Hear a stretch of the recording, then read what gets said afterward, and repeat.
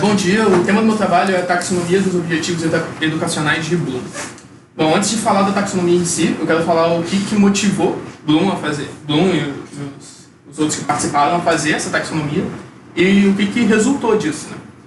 Bom, até 1950, acreditava-se que duas pessoas que iam para a mesma aula, tivessem a mesma aula com o mesmo professor, teriam um desempenho diferente somente se o exterior, se a parte externa, fora da escola, fosse diferente. Então, e aí Bloom, junto com a equipe dele, fez um experimento com pessoas que vivessem juntos fora da aula, sabe? Fora da aula fosse parecido, semelhante, e que participassem da mesma aula. Percebam que as duas pessoas, né? Por exemplo, irmãos que viviam juntos e depois iam para a aula.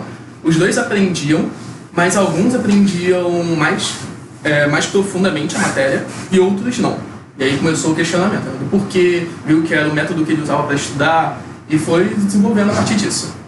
Outra motivação, o que levou o Bloom a fazer isso, foi deixar claro o objetivo daquela aula, né? Então o professor apresentar antes do aluno qual o objetivo daquela aula e apresentar de maneira clara. Então o objetivo dessa aula é saber essa fórmula, o objetivo dessa aula aqui é saber usar essa fórmula. Então, isso ajudaria tanto o professor quanto o aluno a se localizar, né, do porquê que ele está fazendo aquilo. E uma das consequências que teve essa pesquisa de Bloom foi a padronização da linguagem acadêmica. Que até Bloom fazer isso, não tinha meio que uma regra pré-estabelecida das palavras, o que elas significavam no meio acadêmico. Sabe? Por exemplo, cada um atribuía o significado que queria, né, que convém. Por exemplo, a palavra consciência, né? Calma aí, deixa eu ver rapidinho, que eu esqueci a palavra. Conhecimento, por exemplo. A palavra conhecimento, a gente mesmo, você conhece tal pessoa? Você conhece tal pessoa. Então você já viu, né? Mas você não conhece tudo sobre ela. Ou você conhece amplamente um assunto, aí sim, você conhece tudo sobre ele, né? Então, conhecimento pode ter vários significados. Né? E o trabalho dele veio para padronizar essas palavras, né? Então ajudou bastante nisso. E agora a gente chega na taxonomia de Bloom. Primeiro, o que é taxonomia? Taxonomia é a ciência que estuda as categorizações das coisas. Então, Bloom, o que ele fez foi categorizar os desenvolvimentos, tanto cognitivo, afetivo e mais tarde veio o psicomotor. Então ele classificou, como que ele fez para classificar? Ele usou do mais fácil para o mais difícil, de ordem de mais concreto para mais abstrato, sabe? E ele separou, e um é dependente do anterior. Então ele separou o cognitivo. O que é o cognitivo? O desenvolvimento cognitivo tem a ver com o aprendizado, né? Tudo que tem a ver com o aprendizado em sala de aula, que é o que deveria focar pra gente, né? Que vão ser professores. Então ele separou o cognitivo em conhecimento, compreensão, aplicação, análise, síntese e avaliação. Daqui a pouco eu vou explicar o que é cada um. Aí ele separou o cognitivo, o afetivo em receptividade, resposta, valorização, organização e caracterização. E mais tarde o psicomotor em imitação, manipulação, articulação e naturalização. Então o afetivo tem a ver com sentimentos, né, de como se portar, e o psicomotor tem a ver com atividade física mesmo, e o cognitivo com aprendizado. Por exemplo, saber usar um compasso, né? Saber usar um compasso. E então, é isso aqui.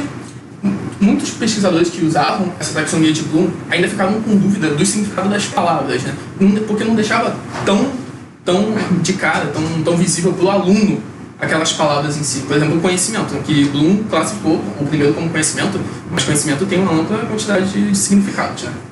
Então, em 2001, um outro grupo de pesquisadores atualizou a taxonomia de Bloom.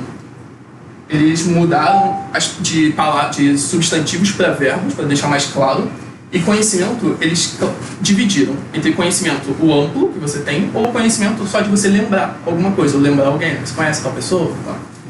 Então, agora eu vou explicar cada um. Então, o conhecimento virou lembrar. O que é o lembrar? Lembrar tem a ver com a memorização, né? Então, é você conseguir lembrar algo, memorizar algo e conseguir reproduzir aquilo várias vezes. Compreensão virou entender. Entender é você lembrar daquilo. Então, cada um precisa do anterior, né? Então, entender, você precisa lembrar aquilo e conseguir relacionar aquilo com conhecimentos que você já tinha anteriormente, né? Então, seria mais ou menos escreva com suas palavras. É você pegar aquela informação que você tem e conseguir escrever do seu jeito, usando os seus conhecimentos, certo? Aí depois vem o aplicar. O aplicar é você pegar esse lembrar, entender como ele é feito, né? E conseguir aplicar em situações diferentes ou novas situações também. Aí vem analisar. Analisar é você conseguir pegar tem uma informação, você conseguir separar as partes importantes dela e conseguir fazer a relação entre essas partes importantes. Né? Então você tem várias informações, separa as partes importantes, consegue fazer a associação entre elas, a relação entre elas. Vem o avaliar. Está vendo que ele trocou síntese por avaliação? Porque a partir de... eles usaram critérios de mais concreto, mais abstrato, ou dependência um do outro, e viram que avaliar estava antes. E para criar, você precisava avaliar alguma coisa. Então, o avaliar é você julgar a partir de critérios como qualitativo, quantitativo, de eficácia, qualquer critério, e avaliar se aquela informação valia ou se era boa o suficiente. Né?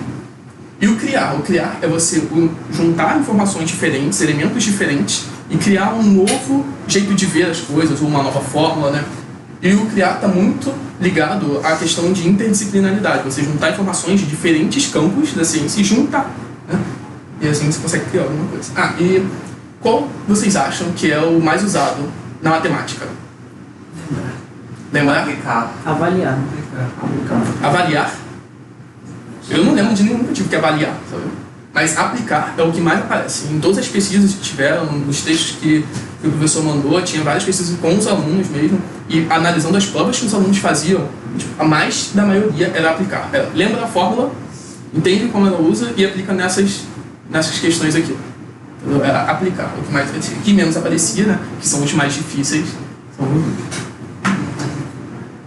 Então aí eu também trouxe exemplos de cada um deles. Né? E eu achei vários exemplos de matemática, de química, de física, biologia, achei muito também. E cada um deles eu trouxe alguns. Vou te lembrar. Na fração 2/3, que número é o numerador e qual é o denominador. É um exemplo de lembrar. Né? Você tem que lembrar onde está o denominador o numerador fica em cima e o denominador embaixo. Né? Outro também que eu vi desse era uma equação do segundo grau, é falar qual é o coeficiente de x ao quadrado. Né? Então lembrar o que é o coeficiente em si. Ó. Tem gente que não consegue ver isso se a fórmula não tiver no padrão, né? Se não for o primeiro x ao quadrado, depois o x, se você trocar... Entender que número você faria ao juntar 5 dezenas com 10 unidades. Então você tem que lembrar o que são dezenas e unidades e entender que 10 unidades são uma dezena, né? Que é uma dezena. Então conseguir fazer a associação daquilo. Né? Então entender o significado de cada coisa. Aplicar, que é o mais comum da gente, que é resolva. Né? Então tem aquilo, tem a fórmula de Bhaskara, vai usar a fórmula de Bhaskara. A fórmula de Bhaskara é o quê? Lembrar, né? Ninguém pensa em como chegar na fórmula de Bhaskara. Não, decorou. Então usa aquilo. Faltou igual a zero. Analisar. Então analisar foi o que eu não lembro tanto de ver isso na escola. Nenhum desses, daqui para baixo eu não lembro muito de ver na escola. Eu vi muito aplicar. Então analisar. Dado uma parábola, verifique se o coeficiente de x ao quadrado é positivo ou negativo. Né? Então a gente pode usar o GeoGebra para isso, né? Mostrar, tá lá a parábola e ela tá côncava para cima, para baixo, e aí ver, né? Então é o coeficiente. Isso. Ou pelo gráfico mesmo. Dado um gráfico, o coeficiente é positivo ou negativo. Certo? Avaliar. Essa é legal. A fórmula de Bhaskara é o procedimento mais adequado para resolver qualquer tipo de equação do segundo grau. Isso já leva o aluno a pensar, quando que eu uso Bhaskara? Quando que eu não preciso usar Bhaskara? X ao quadrado igual a zero. Eu preciso usar Bhaskara para isso? Não preciso usar Bhaskara para isso. X ao quadrado menos 4 igual a zero. Eu preciso usar, posso passar o 4 para o outro lado e 2 ou menos 2. Né? Perceber, o aluno vai avaliar, o aluno vai fazer aquela crítica, né, ao conhecimento. E criar de exemplos de equações do segundo grau que apresentem uma única raiz real.